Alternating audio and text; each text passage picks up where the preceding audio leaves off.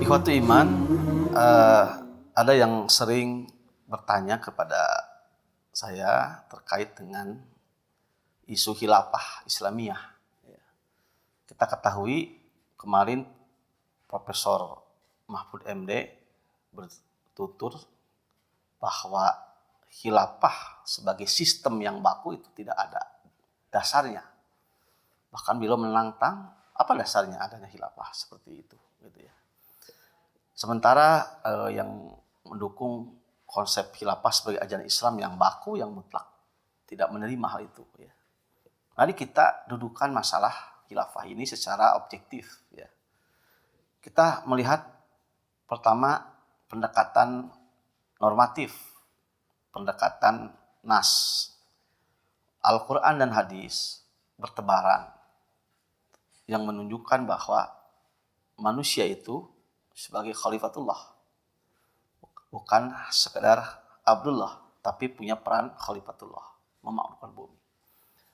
Maka disinilah Rasulullah SAW diakui oleh para sejarawan.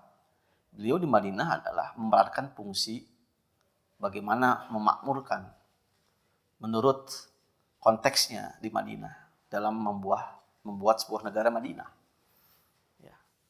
Yang akhirnya ketika Rasulullah wafat dilanjutkan oleh para sahabat yang disebut dengan Khulafaur Rasyidin Al-Mahdiyin. Lalu akhirnya khilafah yang diteruskan oleh sahabat ini dipegang oleh daulah Umayyah, ya, dinasti Muawiyah. Maka Ibnu Taimiyah menyebutnya bahwa Muawiyah itu sebagai raja pertama dalam Islam karena sudah menggunakan sistem turun-menurun. Ya. Seiring dengan waktu, daulah Umayyah itu digantikan dengan daulah Abbasiyah. Dan sebenarnya ketika muncul daulah Abbasiyah, umat Islam tidak menjadi satu komando lagi. Sementara kerajaan-kerajaan Islam di Andalusia itu masih dipegang oleh keturunan Muawiyah, Bani Umayyah. Ditambah lagi ada kerajaan-kerajaan di Persia, di India. Ketika muncul khilafah Turki Utsmani, sebenarnya saat itu juga muncul kerajaan Mughal di India dan kerajaan Safawi di Persia. Artinya secara sejarah dulu memang khilafah itu adalah satu komando, satu pemimpin untuk semua negeri muslim. Tetapi di abad pertengahan sebenarnya sudah terjadi banyaknya negara-negara muslim. Kalau sekarang membahasakannya adalah nation state, negara bangsa.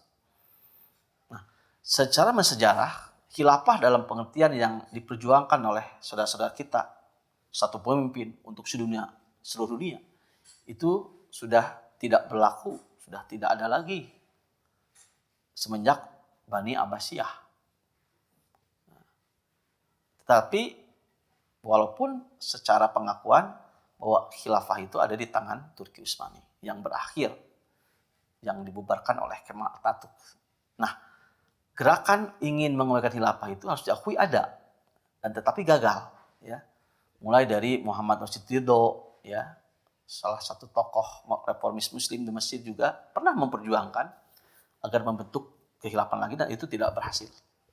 Namun akhirnya negara-negara Muslim menjadi terpecah-pecah menjadi negara bangsa dan dengan bentuk pemerintahan sesuai dengan tradisi mereka.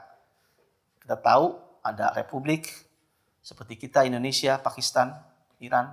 Ada yang masih menggunakan sistem mamlakah, monarki kerajaan seperti Saudi, dan ada sistem federal. Bahkan Turki juga menjadi sebuah negara yang sekuler.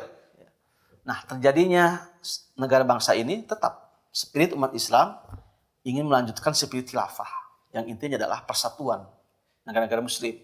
Maka lahirlah OKI, Organisasi Konferensi Islam. Maka negara-negara OKI lah yang memerankan fungsi khilafah. Intinya bahwa khilafah dalam substansinya persatuan umat Islam itu sudah ada dengan adanya OKI. Kalau ada sebuah gerakan yang ingin memperjuangkan sistem khilafah, yang definisi khilafah itu adalah satu pemimpin untuk semua, sehingga menafikan negara-negara yang ada hari ini, negara Indonesia, Malaysia, Mesir, Lebanon, Qatar, dan negara-negara Teluk, tentu ini sudah menjadi penerimaan bahwa khilafah seperti ini sulit untuk dikembalikan. Nah, itu pendekatan sejarah seperti itu. Nah, sekarang pendekatan fikihnya bagaimana?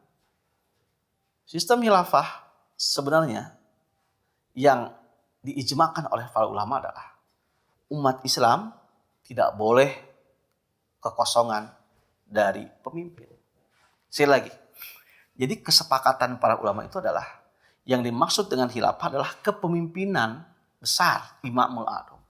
Jangan sampai umat Islam kekosongan dari pemimpin, dari negara. Ketika fakta-fakta sejarah hari ini, negara-negara muslim itu masing-masing tersebar dengan sistem yang dianut sesuai dengan tradisi. Ya. Malaysia tentu beda dengan Mesir, Mesir beda dengan Brunei, ya. Brunei beda dengan Indonesia. Itu adalah fakta sejarah. Dan secara fikih, para ulama sebenarnya sudah terjadi perdebatan. Apakah sah suatu masa umat Islam memiliki beberapa pemimpin? Maka sebagian ulama, dan itu adalah pendapat yang menurut saya pendapat yang rajih, yang kuat, sah ketika satu masa umat Islam memiliki beberapa pemimpin, beberapa negara, karena sudah berbeda wilayah.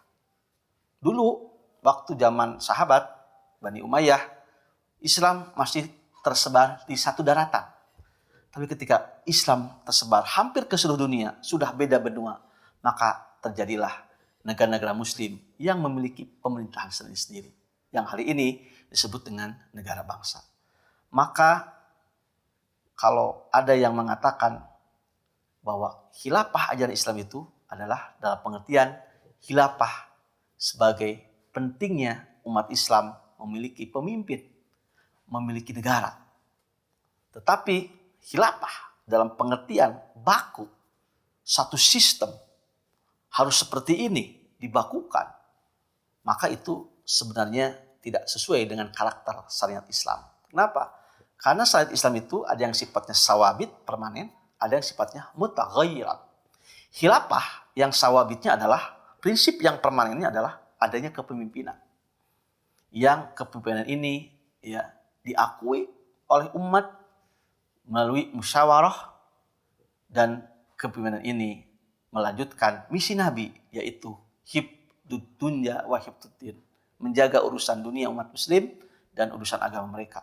Ketika negara hadir hari ini, dan maqasid tujuan bernegara itu adalah melindungi agama, melindungi kehidupan dunia, maka kehadiran negara itu sah, absah secara fikih. Maka NKRI yang sudah disepakati, sudah lama, founding father kita sudah menemukan model NKRI di mana agama di Indonesia itu dilindungi dan diakui, maka NKRI secara fikih sah. Adapun pengertian khilafah, satu pemimpin untuk diri muslim, sebenarnya sudah diakomodir dengan adanya OKI. Maka kita harus mendukung upaya mempertahankan NKRI dan mendukung bahwa negara-negara muslim harus solid, harus kuat, dan itu diwakili dengan adanya OKI. Semoga OKI ini menjadi organisasi konfesi Islam, negara Islam yang kuat, yang memiliki wibawa dan memperhatikan kondisi umat Islam dimanapun, termasuk umat Islam yang minoritas. Maka perdebatan khilafah versus NKRI sebenarnya itu adalah perdebatan yang simplitik, tidak relevan. Maka bagi saya sederhananya, NKRI itu adalah anugerah Allah, sah secara fikih, kita rawat NKRI ini bagian dari wilayah dakwah kita, dan tentunya khilafah yang besar-besarkan khilafah yang diperjuangkan oleh saudara-saudara kita itu sebenarnya bisa terjadi ketika khilafah ini berdasarkan kesepakatan semua negara, dan sebenarnya secara substansi itu sudah ada di OKI itu sendiri. Mudah-mudahan khilafah dalam pengertian kewajiban umat Islam memiliki pemimpin ada sesuatu yang mutlak, ajaran Islam, seperti jangan sampai kita ingin memberantas terorisme tetapi kita pun memberantas jihad. Tetap jihad adalah ajaran Islam dan jihad bukan terorisme. Terorisme berbeda dan bukan jihad. Khilafah ajaran Islam dan khilafah harus dimaknai adalah umat Islam harus memiliki pemimpin, memiliki negara berdasarkan istihad dan kesepakatan mereka. Maka NKRI adalah negara yang sah secara fikih, secara syariat. Mudah-mudahan ada manfaatnya. Sekian, aku qouli hada wa astaghfirullahi wa lakum. Wassalamualaikum warahmatullahi wabarakatuh.